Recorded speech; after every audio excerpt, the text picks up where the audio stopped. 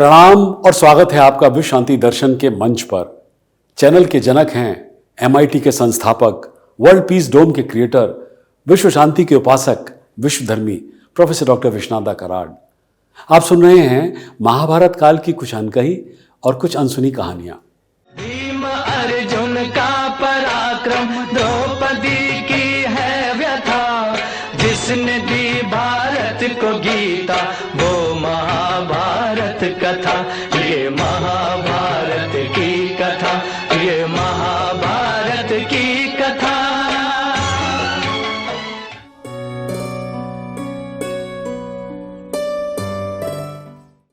यूं तो कुल महाभारत कथा कहने और सुनने का एक अद्भुत नमूना है, पर उसमें एक कहानी है जो मोड़ है, जिसके कारण महाभारत का युद्ध हुआ था।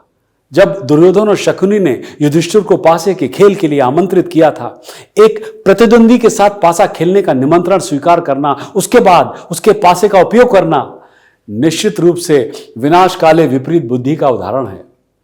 युधिष्ठिर का अपने बचाव में यह कहना कि सभी चुनौतियों को स्वीकार करना एक क्षत्रिय धर्म है, युक्त संगत नहीं लगता है। बहरहाल युधिष्ठिर से जुड़ी हुई महाभारत काल की एक और कहानी है, जहां भीम ने युधिष्ठिर को उनके कर्तव्य की याद दिलाई। महाभारत में भीम को मुख्यतः बल का प्रतीक माना जाता है। उनकी बुद्धि के विषय में ज्यादा चर्चा नहीं की जाती, जबकि सत्य यह है कि वो जितने बलशाली थे ना, उतने ही बुद्धिमान भी थे।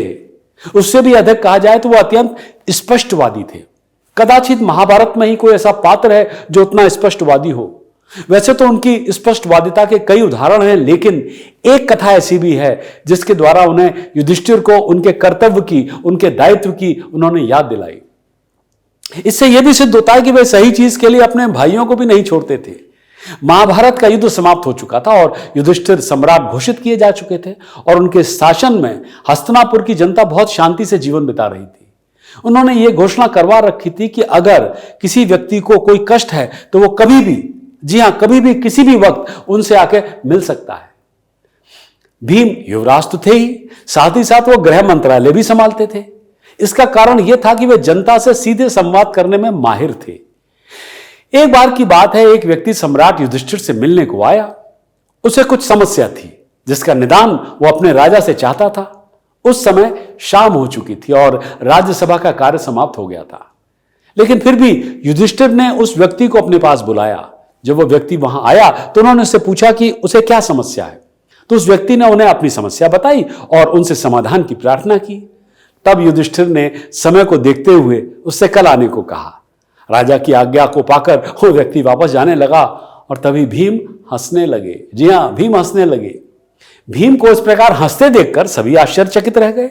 युधिष्ठिर को यह अच्छी तरह मालूम था, वो जानते थे कि भीम कभी भी उनका अपमान नहीं कर सकते हैं।